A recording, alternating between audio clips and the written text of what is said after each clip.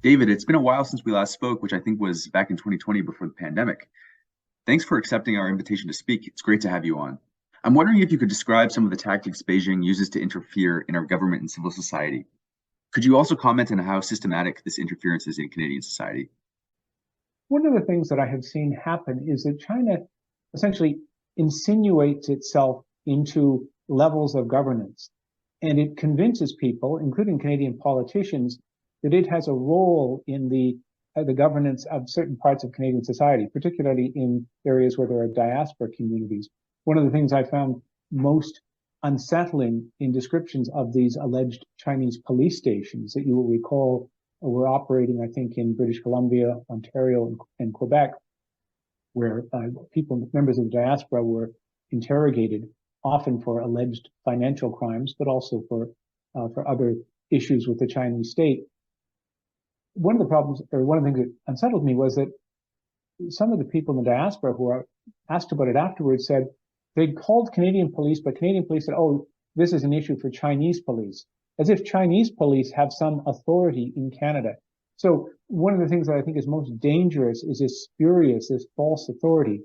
And in a recent op-ed, I described the scene at Chinese New Year's events in Canada, where Canadian politicians join in paying tribute to the presiding Chinese functionary, and the Chinese anthem and flag are present. Chinese New Year's isn't a political event, and it shouldn't be politicized, but we contribute to that. So I think seeing the influence at the community level, but also seeing reports that Chinese consulates and the embassy are reaching out to Canadian businesses to say, you are seeking to build your business in China. The MP in your riding is unhelpful. You should think about who you donate to. That's a sophisticated and pernicious and dangerous new development. But it shows what happens when you don't pay attention to Chinese interference. There's been some debate over expelling Chinese diplomats. In your estimation, would expelling Chinese diplomats be worth the potential ramifications or retaliation that might ensue? And beyond diplomatic expulsion, could you describe some of the other measures the federal government could employ to address or stand against foreign interference? It drives me crazy, to tell you the truth, when I see people writing and saying we can't afford to expel Chinese diplomats because of the tit for tat retaliation. If you're not prepared to do that, then you're completely supine and you're leaving yourself open. Any Chinese diplomat who is involved in interference in Canadian society, threatening Canadians, should be expelled. Yes, it would lead to retaliation, and possibly the Chinese would over-retaliate. They might expel 2 Canadian diplomats. But the impact, the benefit in breaking up a Chinese interference operation and the message it sends to Beijing would be more than worth the effort. And so I really don't understand why that's not possible. The other thing you can do is use the law itself when it comes to consulates. And I can recall a case that I was involved in many years ago where a Chinese diplomat slandered a Canadian citizen in the pages of a Canadian newspaper. The issue was about Falun Gong protesters. And he was at the consulate, not at the embassy. And so this consular official was sued by the Canadian. Chinese embassy contacted us in Ottawa. I was running the Asia branch then, and said, well, please make sure that this goes away because this is one of our diplomats. And I have to say, no, he's one of your consular officials. Consular immunity does not extend as broadly as diplomatic immunity, and the lawsuit can proceed. The Chinese went ballistic. They raised hell with us for months, but we did not attempt to intervene. We had no standing to intervene. The result was that the Chinese at the last minute pulled the consular official. Something similar just happened in Manchester in the UK. So you can use the law if you stick to your guns and are tough enough, and it has the desired effect. According to some reports that are coming out, some verified, some not, Beijing did have an interest in ensuring that the Liberal Party was reelected. If reports are true and the CCP did indeed attempt to interfere with the 2019 and 2021 elections, what strategic value does the current government have for China? And why would Beijing be interested in ensuring that this current government was reelected? What is your opinion on this? 2 reasons.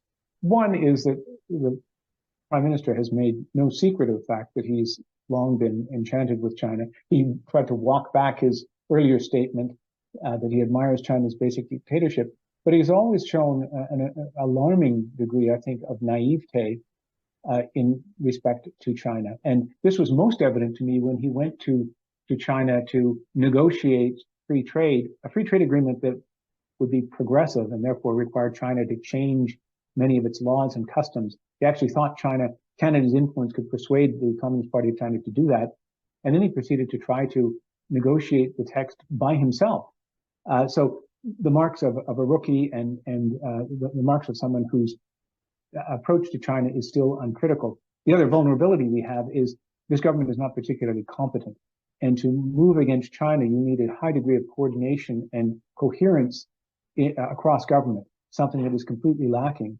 So China, which is adept at finding open doors left unattended or weak points, exploits those in Canada in ways that it probably couldn't in a country that is better governed. More generally, why do you think Canada might be an attractive target for interference? How vulnerable do you think we are now, and do you have faith in our resilience to combat this foreign interference in the long run? Canada is a target because we're a source of technologies. We're an increasingly important resource partner for China, and China is going to face major resource shortages in the not too distant future, because we have a large diaspora community, because we are very lackadaisical when it comes to enforcing laws on things like money laundering or trafficking in women, which nest alongside of interference operations, but mostly because we're also an amazing window of opportunity on the United States. So China is attracted to all of these. I have to say, Josh, quite honestly, that my confidence in our ability to withstand Chinese interference and influence operations is declining. And one of the things I found most shocking was during the height of the Meng Wanzhou incident, when Canada arrested the CFO of Huawei, the Chinese telecoms company, because she was wanted on charges in the United States. So we were following our extradition treaty. I was shaken by the number of prominent Canadians who seemed to be saying resistance is futile.